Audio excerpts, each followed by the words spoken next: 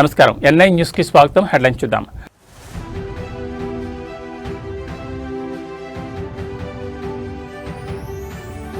నిజామాబాద్ లో గ్యాస్ సెగ, వంటింట్లో ఆరిన మంట, వీధుల్లోకి చేరిన జనం.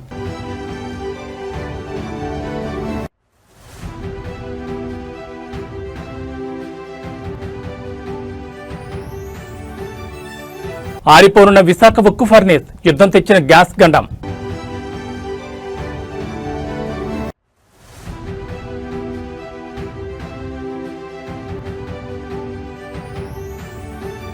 తిరుమల లడ్డూలో ధరల ఘాటు, ఏడాదిలోనే రెట్టింపైన నెయ్యి రేటు.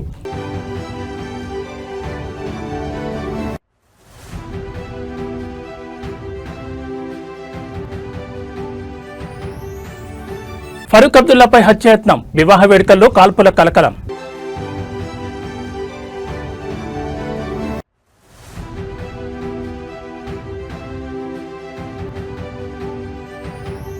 సంపద సృష్టించాలి, పేదలకు పంచాలి. కలెక్టర్ల సదస్సులో సీఎం చంద్రబాబు కీలక ఉద్బోధ. ఇక వివరాలు చూస్తే నిజామాబాద్ జిల్లాలో వంట గ్యాస్ సంక్షోభం ముదురుతోంది. ఒకవైపు యుద్ధ మేఘాలు, మరోవైపు నిలిచిపోయిన సరఫరా సామాన్యుడి వంటింట్లో మంట పుట్టిస్తోంది ఈ గ్యాస్ కొరత. నిజామాబాద్ నగరంతో పాటు జిల్లా వ్యాప్తంగా గ్యాస్ సిలిండర్ల కోసం వినియోగదారులు రోడ్లపైకొస్తున్నారు. గ్యాస్ ఏజెన్సీల ముందు కిలోమీటర్ల మేర బారులు తిరుగుతున్న దృశ్యాలు ఆందోళన కలిగిస్తున్నాయి.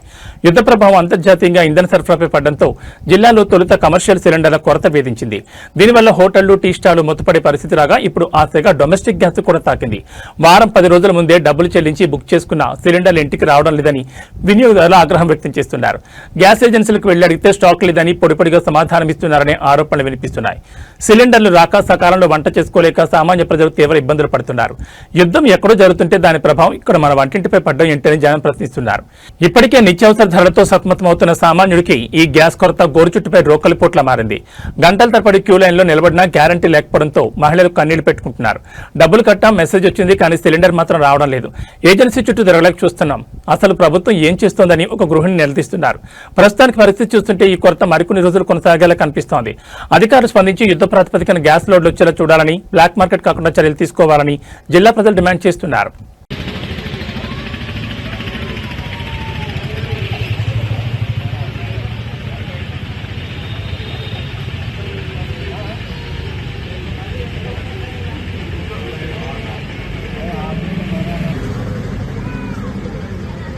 తెలంగాణ రాజకీయాల్లో అత్యంత కీలకట్టం.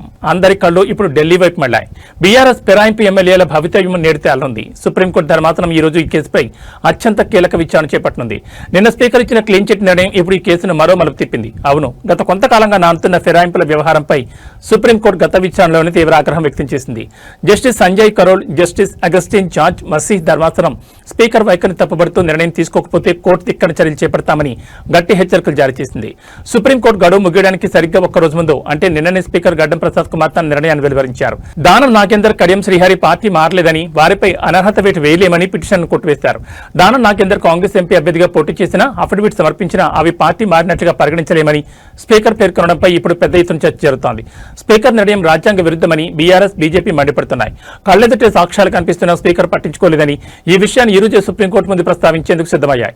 కోర్టు దగ్గర నోటీసులకు సమాధానంగా మేము నిర్ణయం తీసుకున్నామని స్పీకర్ తరపు న్యాయవాదులు కోర్టుకు తెలుపనున్నారు. అయితే తీసుకున్న నిర్ణయం న్యాయబద్ధంగా ఉందా లేదా అనే అంశంపై సుప్రీంకోర్టు ఏ విధంగా స్పందిస్తుందన్నది ఉత్కంఠగా మారింది. స్పీకర్ నిర్ణయాన్ని సుప్రీంకోర్టు తప్పుబడుతుందా? తదుపరి విచారణను హైకోర్టుకు బదిలీ చేస్తారా, లేక తామే నిర్ణయం ప్రకటిస్తారా? ఫిరాయింపు ఎమ్మెల్యేలపై అనర్హత వేటు పడే అవకాశం ఉందా? మొత్తానికి తెలంగాణ అసెంబ్లీ స్పీకర్ ఇచ్చిన తీర్పుతో రాజకీయ సమీకరణాలు వేగంగా మారుతున్నాయి. స్పీకర్ నిర్ణయాన్ని సుప్రీంకోర్టు సమర్థిస్తుందా లేక ధిక్కరణగా భావిస్తుందా అన్నది మరికొద్ది సేపట్లో తేలిపోనుంది. తెలంగాణ రాష్ట్రం ఏర్పడి పుష్కర కాలం దాటింది. 12 ఏళ్ల ప్రస్థానంలో స్వరాష్ట్రం అభివృద్ధిలో సరికొత్త రికార్డు సృష్టిస్తోంది. సంక్షేమం నుంచి ఐటీ వరకు, వ్యవసాయం నుంచి పరిశ్రమల వరకు తెలంగాణ తనకంటూ ఒక ప్రత్యేక ముద్ర వేసుకుంది.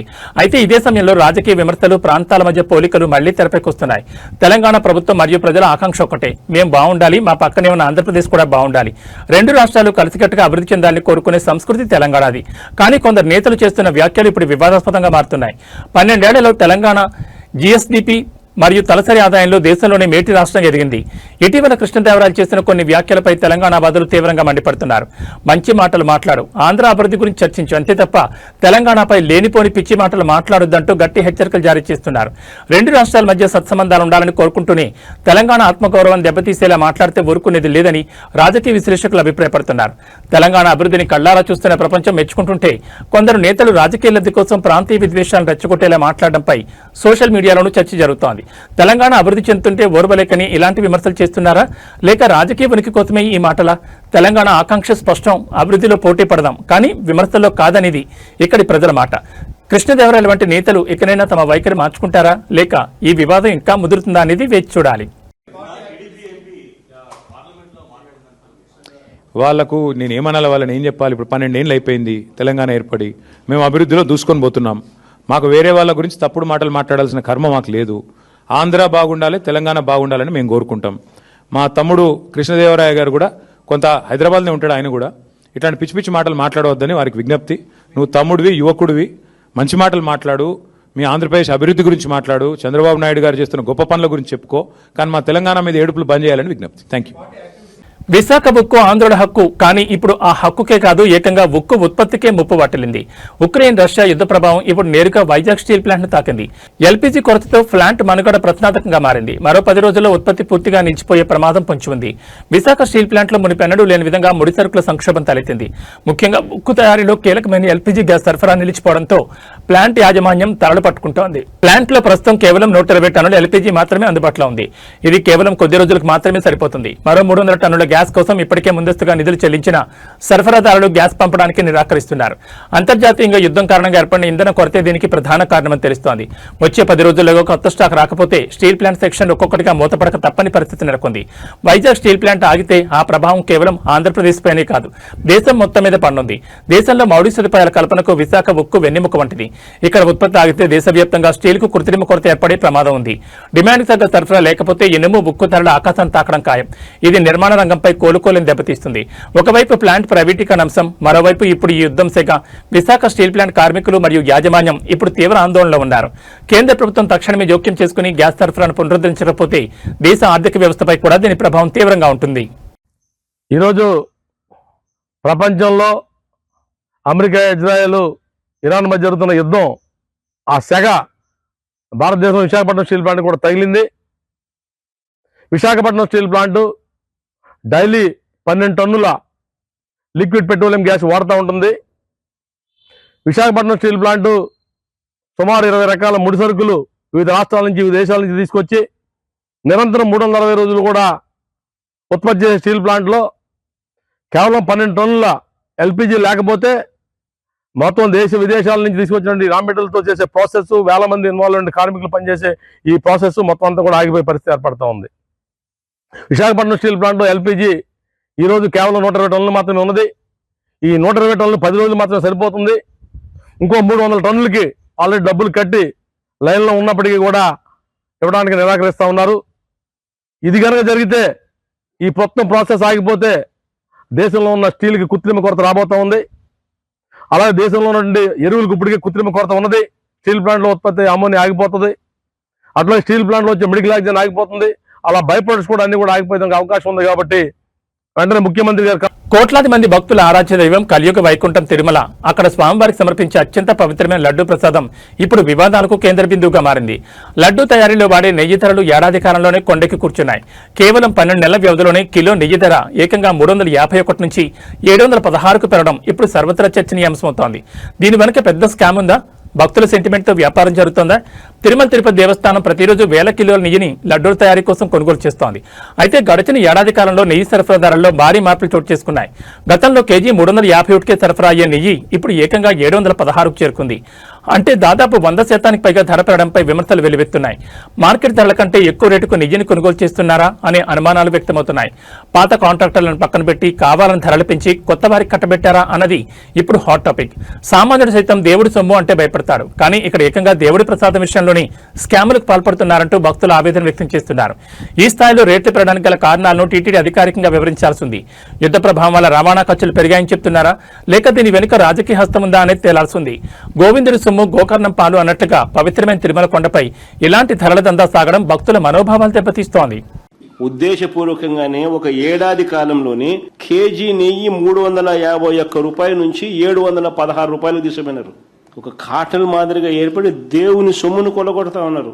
ఇది బహుశా ప్రపంచ చరిత్రలో స్కాములలో అందులో కనీసం దేవుడు అంటే భయం లేదు, భక్తి లేదు. ఓ పక్క దుమారం రేపి మరో పక్క స్కాములు చేస్తా ఉన్నారు. ఇది వెరీ ఇంట్రెస్టింగ్.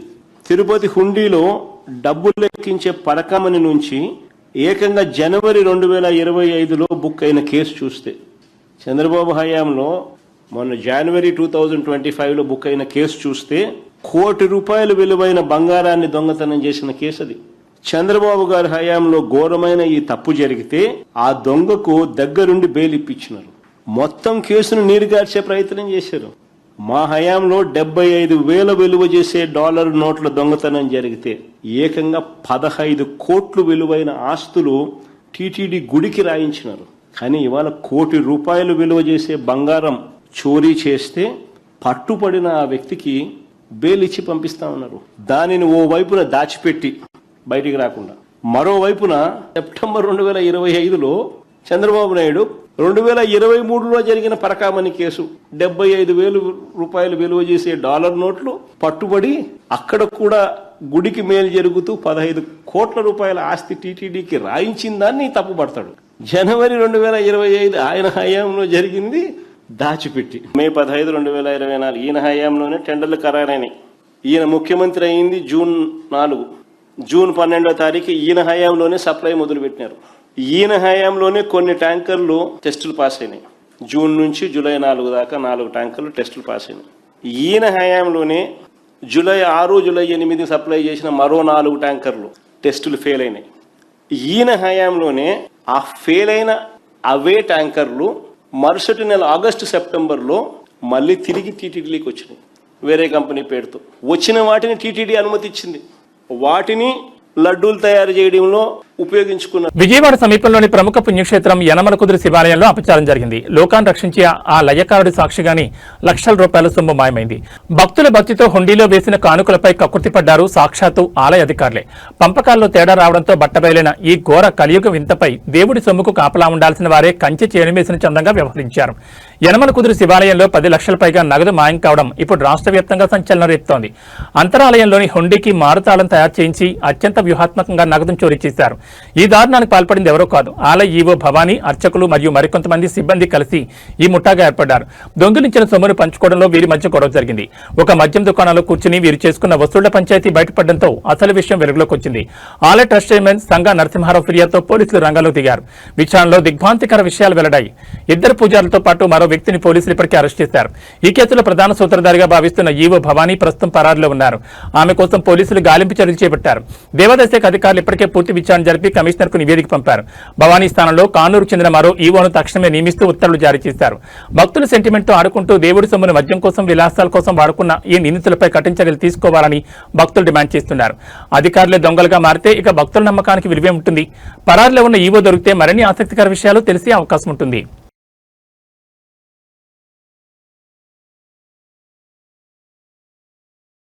జమ్మూ కాశ్మీర్లో పెను ప్రకంపనలు చోటు చేసుకుంటున్నాయి. మాజీ ముఖ్యమంత్రి సీనియర్ నేత ఫరూక్ అబ్దుల్లాపై హత్యాయత్నం జరిగింది. ఒక వివాహ వేడుకలో ఈ ఘటన చోటు చేసుకోవడం దేశవ్యాప్తంగా సంచలనం రేపుతోంది.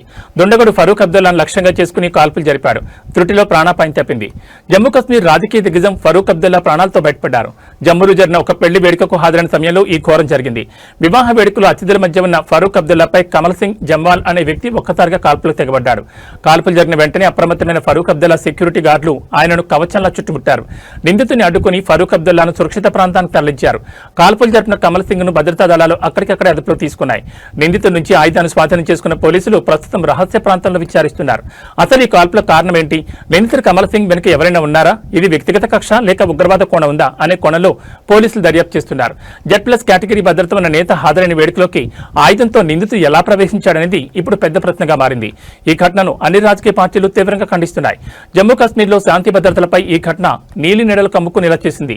ప్రస్తుతానికి ఫరూక్ అబ్దుల్లా క్షేమంగా ఉన్నారని ఆయన కుటుంబ సభ్యులు ధృవీకరించారు. అయితే ఈ హత్యాయత్నం వెనుక ఉన్న అసలు కుట్రదారులను పట్టుకోవాలని డిమాండ్ పెరుగుతోంది. ఈ ఘటనతో జమ్మూ కాశ్మీర్ అంతటా హై అలర్ట్ ప్రకటించారు.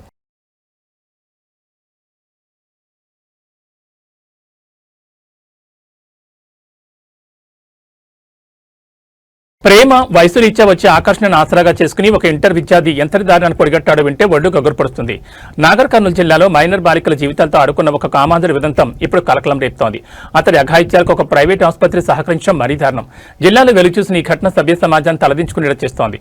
ఒక ఇంటర్ చదివే విద్యార్థి వరుసగా మైనర్ బాలికలను ప్రేమ పేరుతో ట్రాప్ చేసి వారిపై అఘాయిత్యాలకు పాల్పడ్డాడు. నిందితుడు తన మొబైల్ ఫోన్లో బాలికలపై జరిపిన అత్యాచారాలకు సంబంధించిన వీడియోలు, ఫోటోలు భద్రపరుచుకున్నట్లు పోలీసులు గుర్తించారు. దీన్ని బట్టి ఇది ఎంతటి ప్రణాళికాబద్ధమైన నేరమో అర్థమవుతోంది. బాధితులు ఒక మైనర్ బాలిక గర్భం దాల్చడంతో ఈ పాపం పండింది. సదరు బాలికకు కొల్లాపూర్లోని ఒక ప్రైవేట్ ఆసుపత్రిలో అక్రమంగా అబార్షన్ చేయించినట్లు సమాచారం. బాధితురాలి పరిస్థితి విషమించడంతో విషయం తెలుసుకున్న తల్లిదండ్రులు పోలీసులను ఆశ్రయించారు. దీంతో ఈ మృగాడి అసలి రంగు బయటపడింది. ఈ కేసులో నిందితుడితో పాటు అతనికి సహకరించిన ఆసుపత్రిపై కూడా పోలీసులు, వైద్య ఆరోగ్య శాఖ అధికారులు కఠిన చర్యలకు ఉపక్రమించారు. కొల్లాపూర్లోని సాయికృప ఆసుపత్రిపై పోలీసులు, వైద్యాధికారులు మెరుపుదాడి చేశారు. సుమారు 6 గంటల పాటు రికార్డులను జల్లెడపెట్టారు. నిబంధనలకు విరుద్ధంగా అబార్షన్లు చేస్తున్నట్లు గుర్తించిన అధికారులు ఆసుపత్రిలోని స్కానింగ్ సెంటర్ తాళం వేసి సీజ్ చేశారు. అక్రమ అబార్షన్లకు పాల్పడిన డాక్టర్లు, సిబ్బందిపై కూడా క్రిమినల్ కేసులు నమోదు చేసే దిశగా దర్యాప్తు సాగుతోంది. ప్రేమ ముసుగులో మైనర్ల జీవితాలను ఛిద్రం చేస్తున్న ఇలాంటి వారిని కఠినంగా శిక్షించాలని స్థానికులు డిమాండ్ చేస్తున్నారు. అలాగే నిబంధనలు తొంగలో తొక్కి కాసుల కోసం అబార్షన్లు చేసే ఆసుపత్రుల లైసెన్సులు రద్దు చేయాలని కోరుతున్నారు. ఈ కేసులో నిందితుడైన ఇంటర్ విద్యార్థి ప్రస్తుతం పోలీసుల అదుపులో ఉన్నాడు. మనకు ఈరోజు కొల్లాపూర్ పట్టణంలో ఏదైతే సాయి కృప హాస్పిటల్ మీద మనకు పోలీసు వారి దగ్గర నుంచి ఒకటి ఇల్లీగల్ అబార్షన్ జరిగినట్టు మా డిఎంహెచ్ వారికి డిఎస్పీ గారు లెటర్ ఇచ్చారు. సో దానిలో భాగంగా డిఎస్పీ శ్రీనివాస్తో పాటు లోకల్ సిఐ తోటి నేను ఇక్కడ విజిట్ చేయడం జరిగింది. దానికి సంబంధించి మేము పూర్తి ఆధారాలు అంటే ఓపీ రిజిస్టర్ కార్డు నుంచి రిమైనింగ్ అన్ని మేము వెరిఫై చేస్తున్నాము. దీనికి సంబంధించి ఎస్పీ గారితో, కలెక్టర్ గారితో మాట్లాడడం జరిగింది. ప్రస్తుతానికైతే మాకు ఒక కమిటీ ఉంటుంది ఏదైనా హాస్పిటల్ పూర్తిగా సీజ్ చేయాలంటే. ఎస్పీ గారి ఆదేశాల మేరకు మనకు డిఎస్పీ గారు చెప్పిన దాని ప్రకారం మాకు సీజ్ చేయమని వచ్చింది. కాబట్టి ఆ కమిటీ నిర్ణయం ప్రకారము నైట్ లేకపోతే మార్నింగ్ కలెక్టర్ గారిని కలిసి ఆ కమిటీలో మాట్లాడి చేస్తాము. ఇప్పుడు ఏదైతే మనకు స్కానింగ్ పరికరాలు ఉన్నాయో ఆ రూమ్ని మాత్రం తాళం వేస్తున్నాం ప్రస్తుతానికి. పూర్తిగా రిపోర్ట్స్ అన్ని మేము స్టడీ చేసిన తర్వాత చెప్తామండి. అది అప్పుడే తెలియదండి. ఇంకా పోలీస్ వాళ్ళకి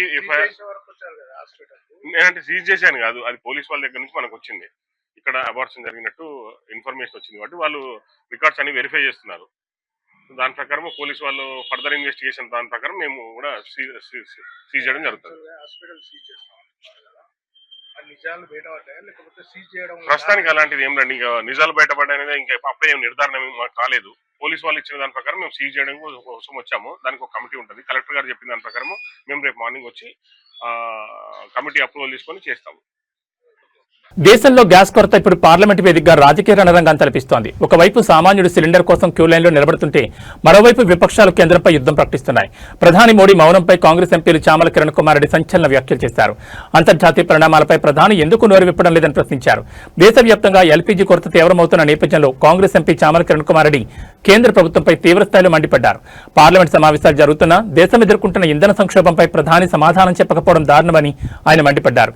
మధ్యప్రాచ్యంలో జరుగుతున్న యుద్ధం వల్ల దేశంలో గ్యాస్ సరఫరా నిలిచిపోతోందని, దీనిపై ప్రధాని పార్లమెంట్లో వివరణ ఇవ్వాలని డిమాండ్ చేశారు. అమెరికా అధ్యక్షుడు డొనాల్డ్ ట్రంప్ కు ప్రధాని మోడీ భయపడుతున్నారని, అందుకే అంతర్జాతీయ సమస్యలపై మాట్లాడకుండా మౌనంగా ఉంటున్నారని చామల ఎద్దేవా చేశారు. వంట గ్యాస్ రాక గృహిణులు, చిరు వ్యాపారులు పడుతున్న ఇబ్బందులను ప్రభుత్వం పట్టించుకోవడం లేదని ఆరోపించారు. కేవలం విమర్శలకే పరిమితం కాకుండా తక్షణమే కేంద్రం చర్యలు చేపట్టాలని చామల కిరణ్ కుమార్ రెడ్డి హెచ్చరించారు. యుద్ధ ప్రభావం వల్ల తగ్గిన గ్యాస్ నిల్వలను పునరుద్ధరించాలి. ధరల పెరుగుదలను అరికట్టి సామాన్యుడికి గ్యాస్ అందేలా చూడాలి. అంతర్జాతీయ ఉద్రిక్తతలపై భారత్ వైఖరిని ప్రధాని స్పష్టం చేయాలి. మొత్తానికి ఎల్పీజీ కొరత అంశం ఇప్పుడు కేంద్ర రాష్ట్రాల మధ్య, అలాగే అధికార విపక్షాల మధ్య చిచ్చుపెడుతోంది. ప్రధాని మోదీపై చామల చేసిన ట్రంప్ భయం వ్యాఖ్యలు ఇప్పుడు రాజకీయ వర్గాల్లో హాట్ టాపిక్ గా మారాయి. ఈరోజు ఇండియా అలయన్స్ కూటమిలో ఉన్నటువంటి పార్లమెంట్ సభ్యులందరూ కూడా మకర్ద్వార్ దగ్గర ఈరోజు ఎల్పీజీ సిలిండర్ ఏదైతే దేశంలో జరుగుతున్నటువంటి ఎల్పీజీ సిలిండర్లకు సంబంధించినటువంటి కొరత నరేంద్ర మోడీ గారిని పార్లమెంట్లో వచ్చి పశ్చిమ ఏషియా దేశాలలో జరుగుతున్నటువంటి జియో పొలిటికల్ వార్ కండిషన్స్ మీద ఈ రోజు వరకు పార్లమెంట్లో చర్చ చేయలేదు. ఈరోజు ఈ సమస్య వచ్చింది, ఈ సమస్య గురించి కూడా మాట్లాడతలేరు. ఇవాళ వాళ్ళను నరేంద్ర మోడీ గారిని వచ్చి ఈ సమస్య గురించి మాట్లాడాలని, ఎందుకంటే ఈ 18వ లోక్సభలో ఏ రోజు కూడా వాస్తవాలు మాట్లాడనీయకుండా ప్రతిపక్షాల నోర్లు మూయించారు. వాళ్ళు కూడా వాస్తవాలు మాట్లాడతలేదు. ప్రజలందరూ ఇబ్బందులు కాబట్టి ఈరోజు మేమందరం కూడా రాహుల్ గాంధీ గారు, ప్రియాంక గాంధీ గారు, ఖర్గే గారు, సోనియా గాంధీ గారు అన్ని పార్టీల పక్షాల నుంచి వచ్చినటువంటి ఎంపీలందరూ కూడా ఈరోజు మకరద్వార్ దగ్గర డెఫినెట్ గా దీన్ని మోడీ గారు ఈరోజు వచ్చి చర్చ చేయాలి. వీలైనంత తొందరగా ఈ దేశంలో ఈ సమస్యను పరిష్కరించే దిశగా పోవాలి. నరేంద్ర మోడీ గారు కేవలం ట్రంప్ మాట్లాడే మాటల్ని ఇక్కడ మాట్లాడాలనుకుంటుంటూ ట్రంప్ చేసే పనులను. మహాత్మా గాంధీ అహింసకు నిలువెత్తు రూపం, సత్యాగ్రహంతో ప్రపంచాన్ని గెలిచిన మహనీయుడు. కానీ నేడు ఆయన విగ్రహాల ప్రతిష్టాపన చుట్టూ వివాదాలు ముసురుకుంటున్నాయి. ఆలోచనల్లో గాంధీ తత్వం లేనప్పుడు విగ్రహం పెట్టి ఏం ప్రయోజనం అంటూ బాపూజీ మనవడు తుషార్ గాంధీ సంధించిన ప్రశ్న ఇప్పుడు దేశవ్యాప్తంగా చర్చకు దారితీస్తోంది. గాంధీజీ అంటే కేవలం ఒక విగ్రహం కాదు, అదొక జీవన విధానం. కానీ ఆధునిక రాజకీయాల్లో గాంధీ పేరును కేవలం ప్రచారానికి మాత్రమే వాడుకుంటున్నారని విమర్శలు వినిపిస్తున్నాయి. ముఖ్యంగా ఒక ప్రాంతంలో ప్రజల ఇళ్లను కూల్చివేసి అక్కడ గాంధీ విగ్రహాన్ని ప్రతిష్ఠించాలన్న ప్రభుత్వ నిర్ణయంపై తుషార్ గాంధీ తీవ్రంగా స్పందించారు. మన మనసుల్లో ప్రవర్తనలో గాంధీ సిద్ధాంతాలు లేనప్పుడు కోట్లు ఖర్చు చేసి విగ్రహాలు కట్టడం వల్ల ఎలాంటి ఉపయోగం లేదని ఆయన కుండబద్దలు కొట్టారు. తమ ఇళ్లను కూల్చి గాంధీ విగ్రహం కట్టొద్దని సామాన్య ప్రజలు మొరపెట్టుకుంటున్నప్పుడు వారిని కాదని విగ్రహం పెట్టడం గాంధీ తత్వానికి విరుద్ధమని ఆయన పేర్కొన్నారు. పేదల పొట్టకొట్టి మహాత్ముడి విగ్రహాన్ని ప్రతిష్ఠించడం ద్వారా మనం గాంధీని గౌరవిస్తున్నామా లేక అవమానిస్తున్నామా అని ప్రభుత్వాన్ని నిలదీశారు. కడపటి వారికి కూడా న్యాయం జరగాలి అన్నది గాంధీజీ ఆశించిన అంత్యోదయ సిద్ధాంతం. కానీ విగ్రహాల పేరిట సామాన్యులను ఇబ్బందులు గురిచేయడం ఏ రకమైన న్యాయం? గాంధీ ఎప్పుడు ప్రజల హృదయాల్లో ఉండాలని కోరుకున్నారు, కానీ ఎవరినో ఖాళీ చేయించి చౌరస్తాల్లో కొలువు తీరాలని కాదు. మొత్తానికి తుషార్ గాంధీ చేసిన వ్యాఖ్యలు పాలకుల కడు తెరిపించేలా ఉన్నాయి. విగ్రహాల మీద చూపే శ్రద్ధ, గాంధీజీ చెప్పిన సత్యం, అహింస, పేదల పట్ల కరుణ వంటి విషయాలపై చూపిస్తే బాగుంటుంది అనేది మేధావుల అభిప్రాయం. మరి ఈ విమర్శల నేపథ్యంలో ప్రభుత్వం తన నిర్ణయాన్ని వెనక్కి తీసుకుంటుందా లేదో చూడాలి. डेमोक्रेसी का वो प्रिंसिपल है, डेमोक्रेसी का प्रिंसिपल है कि सहमति से कुछ भी जो भी करना है वो सहमति से किया जाए. अगर वो नहीं होता है तो वो अनडेमोक्रेटिक होता है. ये बहुत स्पष्ट तरीके से कहना चाहता हूं कि मेरी सिंपैथीज हैं आप लोगों के साथ, पर ये मत सोचिए कि मैंने आवाज उठाई है इसलिए आपका काम हो जाएगा. ये मुमकिन नहीं है. आज के जमाने में अगर आप को याद हो तो राहुल जी के पास भी एक शिकायत गई थी उनके एक चीफ मिनिस्टर के एटीट्यूड के बारे में, और उन्होंने पब्लिकली ये स्टेटमेंट किया था कि भाई वो गद्दी पे बैठने से पहले बात सुनते हैं, गद्दी पे बैठने के बाद नहीं सुनते. तो यही ट्रेंड हमेशा रहा है हमारी सरकारों में, चाहे वो कांग्रेस की सरकार हो या ऑपोजिशन की सरकार हो. ये जो बिलीफ कि we are kings and we are rulers, ये एक हमारी डेमोक्रेसी का एक सबसे बड़ा फेलियर. जिम्मेदारी सरकार को लेनी पड़ेगी. I don't believe, I oppose this politics of statues, और इसलिए मैं तो चाहता ही नहीं हूं कि बापू का स्टैच्यू कहीं पर भी बनाया जाए या लगाया जाए. जब तक हमारे दिल में गांधीयन थॉट नहीं आता तब तक स्टैच्यू से हमको कोई प्रेरणा मिलने वाली नहीं. इसलिए मैं तो हमेशा on a principle I oppose statues. मैंने दुनिया में कहीं पर भी अगर स्टैच्यू लग रहा है तो उसका मैंने विरोध ही किया है, क्योंकि वो హైదరాబాద్ నగరాన్ని గ్యాస్ కష్టాలు చుట్టుముడుతున్నాయి. యుద్ధం తెచ్చిన సెగ ఇప్పుడు సామాన్యుడు వంటింటికే కాదు నగరంలోని ప్రముఖ హోటళ్లకు కూడా తాకింది. కమర్షియల్ గ్యాస్ సిలిండర్ల సరఫరాలో తీవ్ర అంతరాయం కలగడంతో హోటళ్లు, రెస్టారెంట్లు మూతపడే పరిస్థితికి వచ్చాయి. గ్యాస్ లేక వంటలు ఆగిపోకుండా ఉండేందుకు యజమానులు ప్రత్యామ్నాయ మార్గాలను అన్వేషిస్తున్నారు. హైదరాబాద్ బిర్యానీకి కేర్ ఆఫ్ అడ్రస్ గా నిలిచే షాగ్ హౌస్, పిస్తా హౌస్ వంటి ప్రముఖ రెస్టారెంట్లలో ఇప్పుడు వింత దృశ్యాలు కనిపిస్తున్నాయి. గ్యాస్ సిలిండర్లు రాకపోవడంతో వంటగదులు కట్టెల పొయ్యలతో నిండిపోయాయి. గ్యాస్ సరఫరా అనిశ్చితంగా మారడంతో కిచెన్లు ఆగిపోకుండా ఉండేందుకు రెస్టారెంట్ యాజమాన్యాలు తిరిగి పాతకాలపు కట్టెల పొయ్యలను ఆశ్రయిస్తున్నాయి. బిర్యానీ ఆర్డర్ల కోసం గంటల తరబడి వేచి చూడాల్సి వస్తోందని కస్టమర్లు వాపోతున్నారు. కట్టెల పొయ్యల వల్ల వంట చేయడం ఆలస్యం కావడమే కాకుండా నిర్వహణ కూడా భారంగా మారుతోందని హోటల్ యజమానులు ఆవేదన వ్యక్తం చేస్తున్నారు. కేవలం హోటళ్లకే కాదు నగర రవాణా వ్యవస్థ కూడా గ్యాస్ తెగ తగిలింది. హైదరాబాద్ లో ఆటో, ఎల్పీజీ సరఫరా కూడా దారుణంగా దెబ్బతింది. గ్యాస్ స్టేషన్ల వద్ద ఆటోలు కిలోమీటర్ల మేర బారులు తీరుతున్నాయి. గ్యాస్ దొరక్క చాలా మంది ఆటో డ్రైవర్లు వాహనాలను పక్కన పెట్టేయడంతో ప్రయాణికులు గమ్యస్థానాలు చేరుకోవడానికి తీవ్ర ఇబ్బందులు పడుతున్నారు. మొత్తానికి హైదరాబాద్ లో గ్యాస్ సంక్షోభం రోజురోజుకు ముదురుతోంది. ప్రభుత్వం తక్షణమే స్పందించి గ్యాస్ సరఫరాను పునరుద్ధరించకపోతే నగరంలోని హోటల్ రంగం కుప్పకూలే ప్రమాదం ఉంది.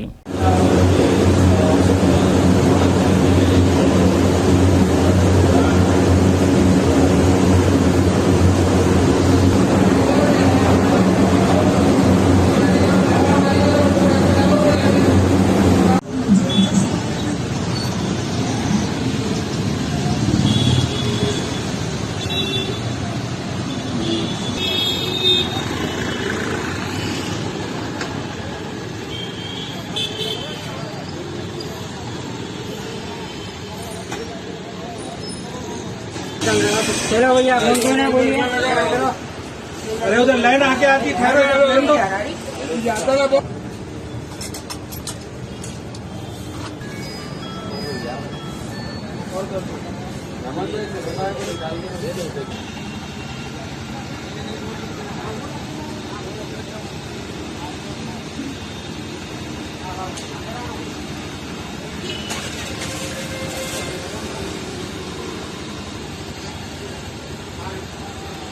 అమరావతి వేదికగా రెండో రోజు కలెక్టర్ల సదస్సు కొనసాగుతోంది. రాష్ట్ర భవిష్యత్తును మార్చే దిశగా జిల్లా కలెక్టర్లకు ముఖ్యమంత్రి చంద్రబాబు నాయుడు కీలక దిశానిర్దేశం చేశారు. సంపద సృష్టించాలి, దాన్ని పేదలకు పంచాలి అనే నినాదంతో పరిపాలన సాగాలని స్పష్టం చేశారు. గత ప్రభుత్వంపై తీవ్ర విమర్శలు చేస్తూనే రాష్ట్ర పునర్నిర్మాణానికి కలెక్టర్లు బాధ్యత తీసుకోవాలని పిలుపునిచ్చారు. కలెక్టర్ల సదస్సులో రెండో రోజు ముఖ్యమంత్రి చంద్రబాబు నాయుడు చాలా స్పష్టమైన సందేశం ఇచ్చారు. పరిపాలన కేవలం ఫైళ్లకు పరిమితం కాకుండా ప్రజల జీవితాల్లో మార్పు తీసుకురావాలని ఆదేశించారు. రాష్ట్రంలో సంపద సృష్టించడం ద్వారానే పేదరికాన్ని నిర్మూలించగలమని, ఆ సంపదను తిరిగి పేదలకు అందించేలా ప్రణాళికలు సిద్ధం చేయాలని కలెక్టర్లు సూచించారు. రాష్ట్రానికి పెట్టుబడులు రావాలంటే అధికారుల ఓరియంటేషన్ మారాలని, పారిశ్రామికవేత్తలకు అనుకూలమైన వాతావరణం కల్పించాలని ఆదేశించారు. గత ప్రభుత్వం పారిశ్రామికవేత్తలను భయపెట్టిందని, దీనివల్ల పెట్టుబడిదారులు రాష్ట్రం నుంచి పారిపోయే పరిస్థితి వచ్చిందని ఆయన ఆవేదన వ్యక్తం చేశారు. ఆ వ్యవస్థను పూర్తిగా మార్చాల్సిన బాధ్యత కలెక్టర్లపై ఉందని గుర్తు చేశారు. అభివృద్ధి పనుల విషయంలో కలెక్టర్లు అత్యంత బాధ్యతగా వ్యవహరించాలని, ప్రతి రూపాయి ప్రజల క్షేమం కోసం ఖర్చు అయ్యేలా చూడాలని దిశానిర్దేశం చేశారు.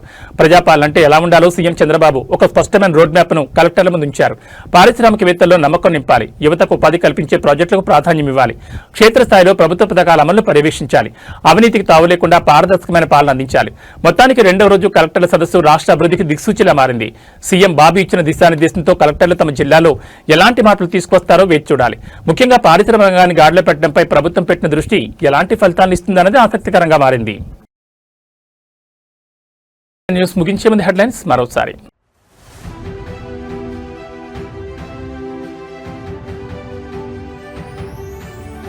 నిజామాబాద్ లో గ్యాస్ సెగ, వంటింట్లో ఆరిన మంట, వీధుల్లోకి చేరిన జనం.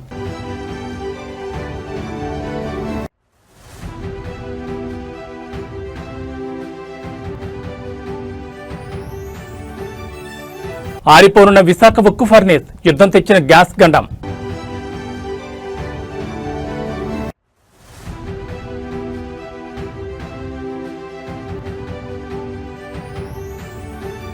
తిరుమల లడ్డూలో ధరల ఘాటు, ఏడాదిలోనే రెట్టింపైన నెయ్యి రేటు.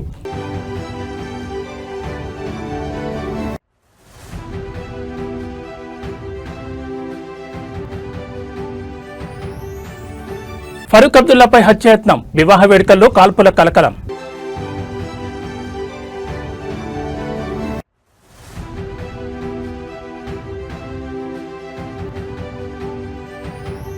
సంపద సృష్టించాలి, పేదలకు పంచాలి, కలెక్టర్ల సదస్సులో సీఎం చంద్రబాబు కీలక ఉద్బోధ. ఇవి బులెటిన్ విశేషాలు. మరో బులెటిన్లో మళ్ళీ కలుసుకుందాం. నమస్కారం.